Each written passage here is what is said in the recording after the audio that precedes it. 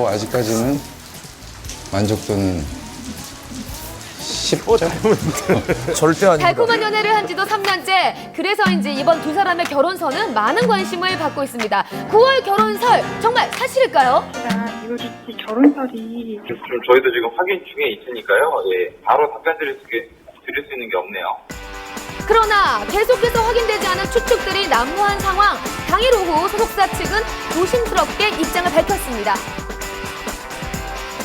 그럼에도 불구하고 오는 9월 1일 이효리 씨의 제주도 별장에서 결혼을 한다는 구체적인 계획까지 거론되고 있는데요. 별장식으로 하나 지어서 워낙 자주 내려가니까 갈 때마다 이제 집에 있고 싶은 마음이 들더라고요. 그럼 나중에 결혼을 하면 그 집에 살 수도 있겠죠. 근데 지금은 일단 왔다 갔다 하는 별장 용도로 짓고 있는 거예요. 이미 상견례까지 마쳤다는 이야기에 이상순 씨 부모님도 해명에 나섰는데요. 두 사람의 결혼 소식은 기다리고 있지만 아직 구체적인 계획은 없다고 합니다. 그동안 예능 프로그램 출연하면서 공공연히 애정을 드러내왔잖아요. 또 청첩장을 찍었다 또 이런 이야기가 나오면서 이렇게 결혼설이 구체적으로 불거진 것 같습니다. 아니 뭐 지금은 100점인데 뭐 시간이 지나면 어떻게 될지 계획을 모르겠는데. 아직 그 먼 미래까지는 안 보고 있는 거예요. 네, 좀 뭐 자연스럽게 뭐 때가 되면은 만약에 서로 다른 사람하고 결혼을 한다면 서로 축가 불러주기로 했어요. 쿨하게. 두 분 예쁜 사랑 하시고요. 조만간 좋은 소식 기다릴게요.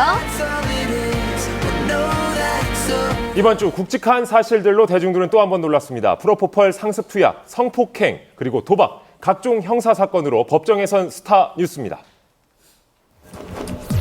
한 주간 연예계를 뜨겁게 달군 법정 뉴스, 먼저 고영욱 사건입니다. 미성년자 성폭행 및 성추행 혐의로 구치소에 수감 중인 고영욱의 항소심 2차 공판이 열렸습니다. 그는 1심에서 징역 5년, 전자발찌 10년 등 중형을 선고받았는데요. 고영욱은 피해자 3명 중 강제추행한 2명에 대해서는 잘못을 인정했습니다.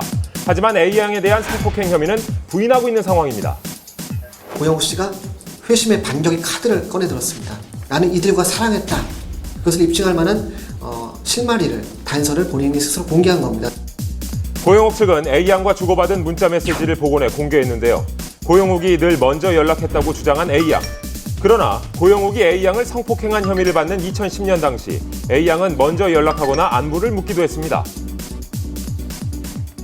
그런 문자 메시지 보면 피해자가 먼저 고영욱 씨한테 연락을 해온 게 나오고, 그리고 이 사건 이후에도 먼저 또 연락을 하고 강간당했다는 피해자로 볼 수는 없는 그런 내용들의 문자가 있습니다. 피해자의 진술의 신빙성을 약하게 만드는 그런 증거라고 볼 수 있겠습니다.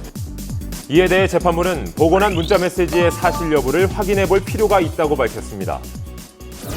한편 전부터 A양을 알고 있었고 또 A양의 검찰 조사에서도 언급된 현직 경찰이 증인으로 출석했습니다. 2012년 5월 사건이 알려지기 전에 A양에게 고영욱 관련 얘기를 들은 적은 없습니다. 고영욱 사건이 언론에 알려지자 A양으로부터 먼저 연락이 와서 고영욱에게 성폭행 당했다고 말하기에 수사 담당자와 상담해 보라고 했습니다. 그러나 A양의 주장은 평소 알고 지냈던 경찰에게 성폭행 당한 것을 얘기했지만 수사가 되지 않았습니다. 이후 고영욱 사건이 알려지자 경찰이 먼저 전화를 걸어와 고영욱 수사가 진행 중이니 담당자에게 연락해보라고 했습니다. 결국 두 사람의 말은 첨예하게 엇갈리는 상황입니다.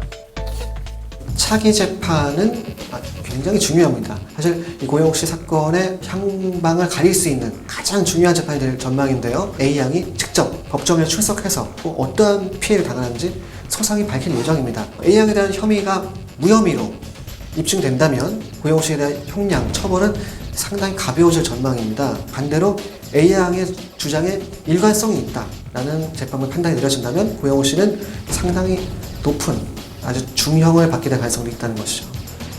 다음 공판에는 핵심 인물인 피해자 A양, 그리고 A양의 지인과 문자 메시지를 복원한 기술자 등 3명의 증인이 예정돼 있어 어느 때보다 치열한 법정 공방이 예상됩니다.